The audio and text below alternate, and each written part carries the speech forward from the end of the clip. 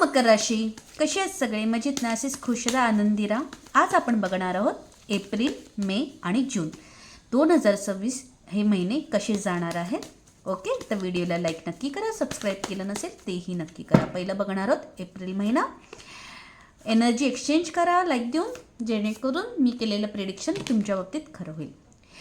Okay, तर April महिन्यामध्ये ना खूप म्हणजे खूप गोष्टी तुमच्या मनासारख्या घडणार आहेत, पण एक गोष्टी मायनस असणार आहे, ती म्हणजे तुमच्या मनातले नेगेटिव्ह थॉट. ओके, म्हणजे सगळ्या गोष्टी छान असताना नेमकं आपण त्या बाबतीत थोडासा नेगेटिव्ह विचार करत राहायचं. हा जो प्रकार आहे तो या एप्रिल महिन्यात घडणार आहे. आणि त्याच्यामुळे काय होणार आहे, तुम्ही ओव्हर थिंकिंगमुळे जे छान छान गोष्टी घडत आहेत त्या बिघडतील, फक्त आणि फक्त तुमच्या ओव्हर थिंकिंगमुळे. आणि सतत समोरच्याला संशयाने विचारत राहणं, संशयाने बघत राहणं त्या सिच्युएशनकडे, आणि तो संशय तुम्हाला घातक ठरू शकतो आणि आहे त्या गोष्टी बिघडू शकतात. समजतंय का मकर राशी?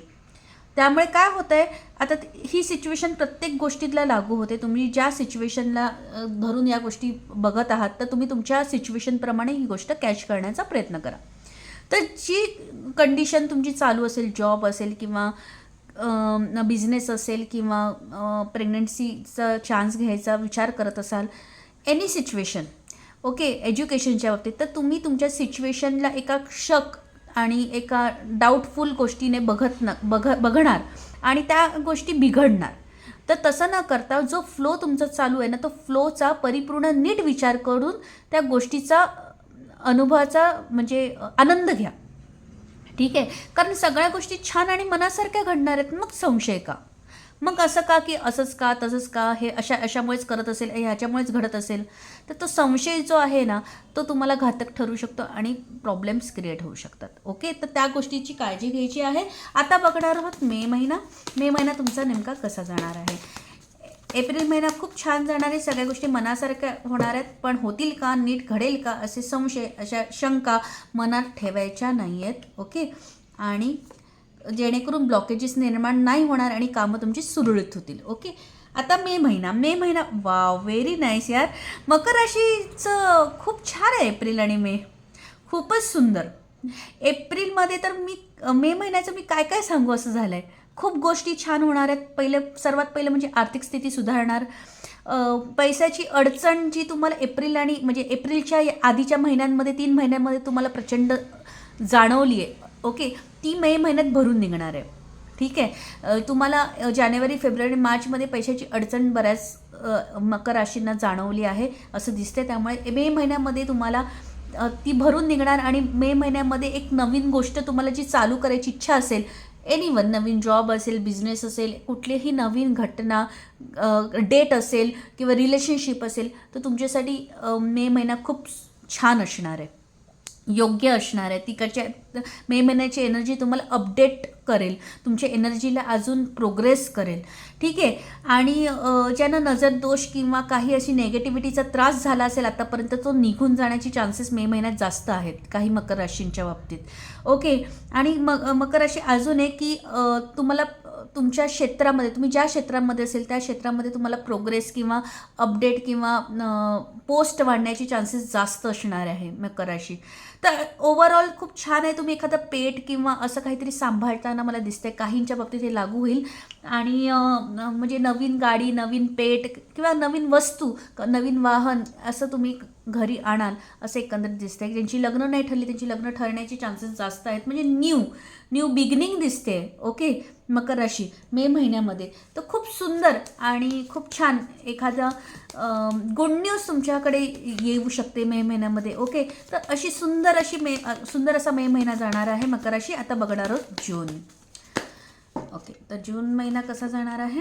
वा, काय मकर राशी इतकं भारी कशी कार्ड्स. ओहो, एक कार्डने मार खाल्ला. हरकत नाही. तर सर्वात पहिली गोष्ट, जून महिन्यामध्ये कसं होणार आहे, सुरुवातीचे काही 12 दिवस तुमचे थोडेसे जड, थोडेसे नर्वस आणि थोडेसे मनाविरुद्ध जातील. आता ते मनाविरुद्ध जे जातील ना त्याच्यामध्ये तुमचा हट्टास असणार आहे, समोरच्या पार्टीची काहीच चूक नसणार आहे किंवा समोरच्या गोष्टी. आता पॅरेंट्स, तुम्ही समजा एक विद्यार्थी असाल आणि तुम्हाला आई वडील सांगत असतील की बाबा असं कर तसं कर, आणि तुमच्या त्या गोष्टी मनाविरुद्ध होत असतील, तर ऑफकोर्स ते मनाविरुद्ध होतात, तुमचा हट्टास असणार आहे त्या बाबतीत.